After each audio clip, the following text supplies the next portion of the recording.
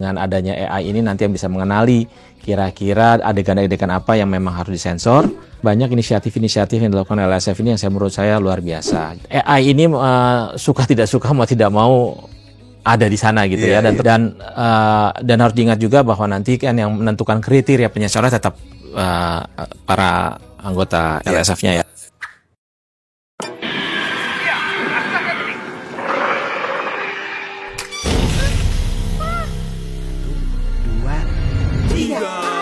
Tontonlah film sesuai umurmu.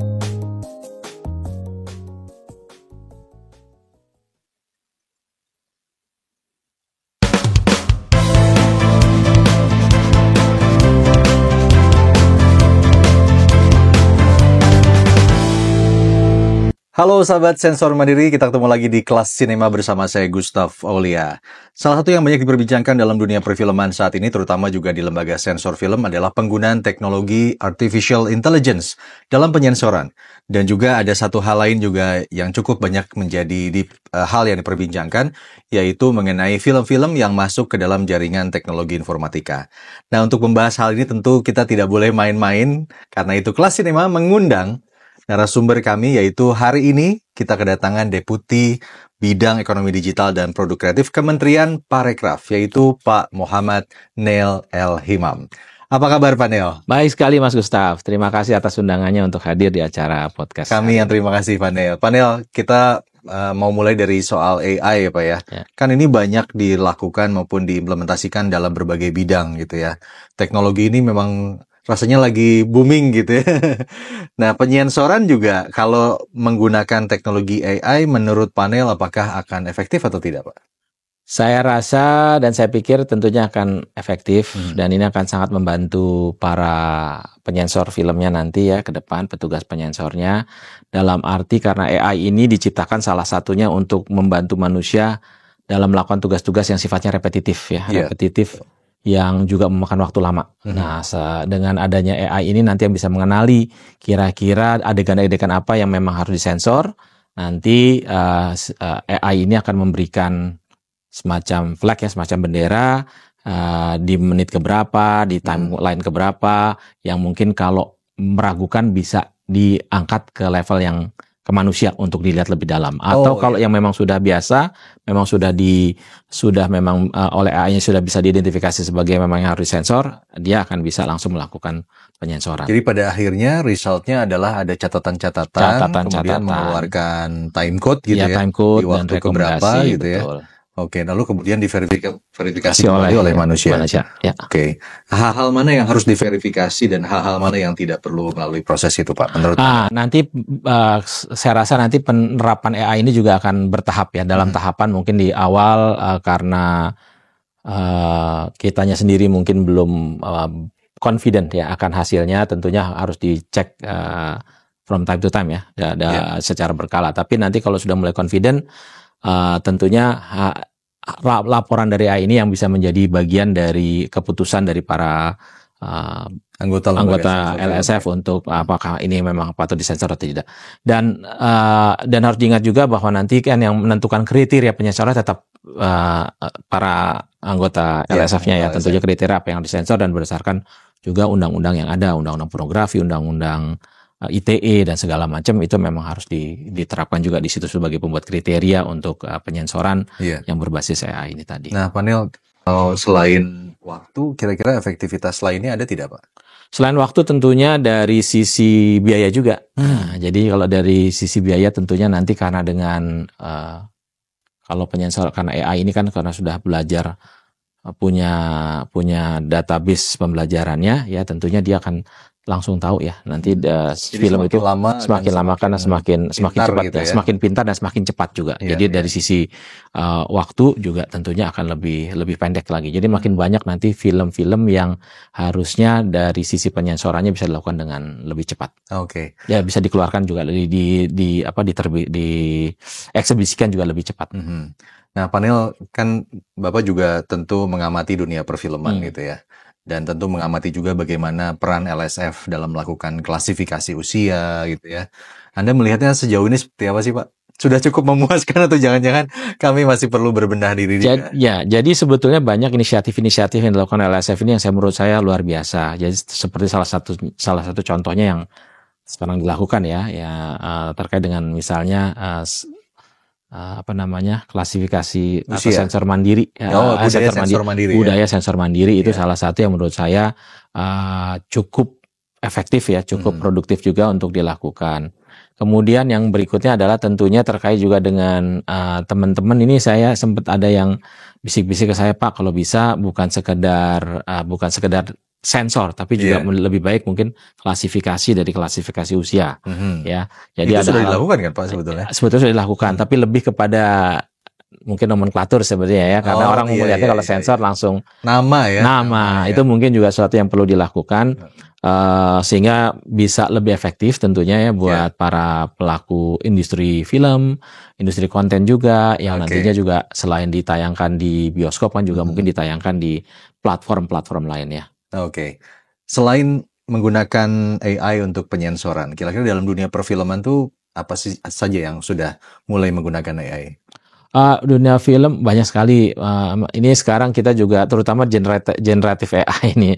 Di generatif AI ini sudah mulai bisa buat video dan tingkat realitas tingkat kemiripannya juga udah lumayan semakin bagus, semakin tinggi. Ini juga sebetulnya selain peluang tapi juga ancaman terutama ya juga para pembuat film ke depan. Nah, ini yang mungkin nanti perlu kita duduk bersama, perlu ada semacam kebijakan policy dari pemerintah juga agar pada akhirnya tidak dirugikan para pelaku kreatif di bidang film, di bidang konten ini tidak dirugikan dengan adanya AI. AI ini suka tidak suka mau tidak mau ada di sana gitu ya dan terus berkembang dan kita harus menyikapinya dengan baik sehingga bukan akhirnya ada yang win-lose tapi juga semuanya bisa win-win. Betul. Oke, panel kita bicara hal yang lain yaitu soal film-film yang sekarang kan tidak hanya dinikmati di bioskop tapi juga dinikmati di jaringan teknologi informatika dan itu memang dalam undang-undang perfilman kami pun harus menyensor gitu ya film-film tersebut. Anda melihatnya seperti apa kondisinya saat ini? Kondisinya memang sepertinya sekarang belum level playing field antara yang di bioskop dengan yang di OTT ini ya kalau kita bilang over the top ini. Dan kalau menurut saya semestinya itu berlaku yang sama. Ya, kembali lagi nanti bukan disebutnya sebagai sensor tapi lebih pada klasifikasi umur usia. Dan juga kita minta misalnya nanti OTT ini juga mulai melakukan kebijakan tersendiri, punya kebijakan tersendiri dari sisi klasifikasinya tadi. Jadi ada beberapa OTT yang di awal tuh udah memberi kayak passwordnya loh. Begitu klasifikasi usianya tertentu misalnya tidak harus ada passwordnya. Jadi untuk nonton harus masukkan passwordnya. Itu mungkin bisa digunakan di dalam aplikasinya, di dalam aplikasi OTT tersebut. Jadi ini juga saya rasa salah satu cara untuk bagaimana para OTT ini bisa juga ikut membantu penegakan hukum terutama dari sisi undang-undang perfilman ini di mana sensor atau klasifikasi umurnya harus dilakukan. Oke. Tapi kalau panel sini saran buat kami lembaga sensor film soal ini tuh apa Pak? Kalau harus kami lakukan? Ya, kalau saran saya tadi, kini kan semakin banyak konten, terutama yang baik tadi yang dimasuk bioskop ataupun sekarang masuk ke OTT TV maupun OTT, ini kan semakin banyak. Dibutuhkan juga artinya resources yang banyak ya. Nah, kita tahu bahwa LSF mungkin tidak terlalu besar, tapi dengan bantuan teknologi ke depan akan bisa jauh lebih efektif. Jadi nanti nggak banyak inventory yang nunggu nih ngantri untuk dilakukan sensor. Karena semakin banyak. Nah, kalau semakin banyak yang bisa segera ditayangkan, harapannya adalah ini muter ekonomi. Karena kalau kita bilang industri film ini kan ekosistem besar ya. Sekarang ini ekosistem film itu banyak dari talentanya hingga termasuk LSF ini bagian dari ekosistem film tadi. Ya, di mana LSF ini adalah salah satu sarana untuk menegakkan undang-undang perfilman misalnya ya. Berarti itu kan bagian dari ekosistem tadi. Yang kalau tidak lewat dari sini mungkin film terhambat untuk masuk di bioskop atau masuk di OTT.